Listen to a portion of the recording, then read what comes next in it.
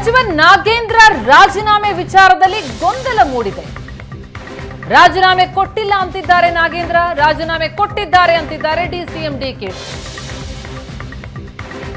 CM ಮನೆಗೆ ಭೇಟಿ ಕೊಟ್ಟು ಅಲ್ಲಿಂದ ಮಾಧ್ಯಮಕ್ಕೆ ಪ್ರತಿಕ್ರಿಯೆ ವಾಪಸ್ಸಾದ್ರು ನಾಗೇಂದ್ರ.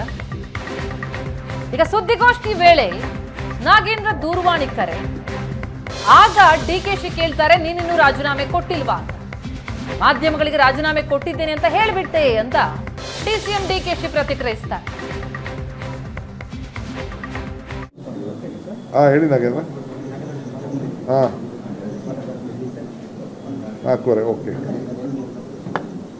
ಓಕೆ ಗುಡ್ ಗುಡ್ ಮಾಡಿ ಮಾಡಿ ಮಾಡಿ ಓಕೆ. ಎಲ್ಲಿಗೆ? ಅಲ್ಲಿಗೆ ಸಿ ಎಂ ಮನೆಗೆ ಬರ್ತೀನಿ ಬಿಡಿ. ಓಕೆ ಹೇಳಿ ನಾಗೇಂದ್ರ. ಕೋರೆ ಓಕೆ ಓಕೆ ಗುಡ್ ಗುಡ್ ಮಾಡಿ ಮಾಡಿ ಮಾಡಿ ಓಕೆ.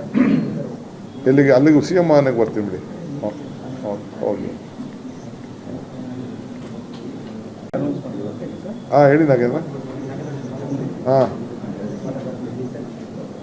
ಕೋರೆ ಓಕೆ ಓಕೆ ಗುಡ್ ಗುಡ್ ಮಾಡಿ ಮಾಡಿ ಮಾಡಿ ಓಕೆ. ಎಲ್ಲಿಗೆ? ಅಲ್ಲಿಗೆ ಸಿ ಎಂ ಮನೆಗೆ ಬರ್ತೀನಿ ಬಿಡಿ. ಓಕೆ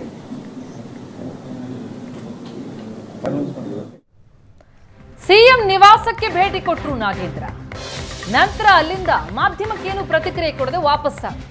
ನಂತರ ಡಿಸಿಎಂ ಡಿಕೆ ಶಿವಕುಮಾರ್ ಮಾತನಾಡ್ತಾ ರಾಜೀನಾಮೆ ಬಗ್ಗೆ ಸ್ಪಷ್ಟನೆ ಕೊಟ್ಟರು.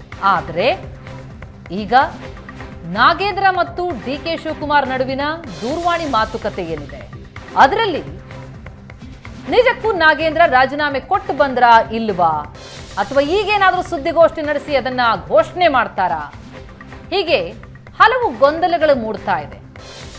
ಸುದ್ದಿಗೋಷ್ಠಿ ವೇಳೆಯೇ ಡಿಕೆಶಿಗೆ ನಾಗೇಂದ್ರ ಕರೆ ಮಾಡ್ತಾರೆ.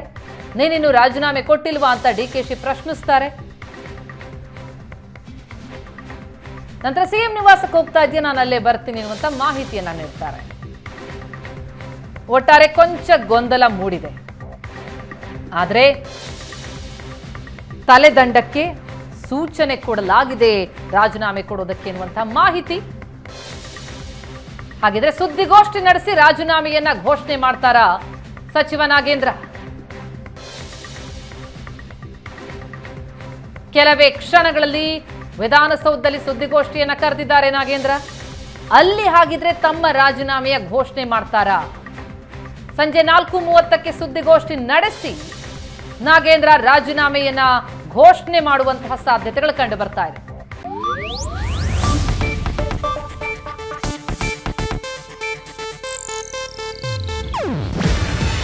ಇದು ಏಷ್ಯಾನೆಟ್ ನ್ಯೂಸ್ ನೆಟ್ವರ್ಕ್ ಪ್ರಸ್ತುತಿ. ನೀವು ನೋಡ್ತಿದ್ದೀರಾ ಏಷ್ಯಾನೆಟ್ ಸುವರ್ಣ ನ್ಯೂಸ್.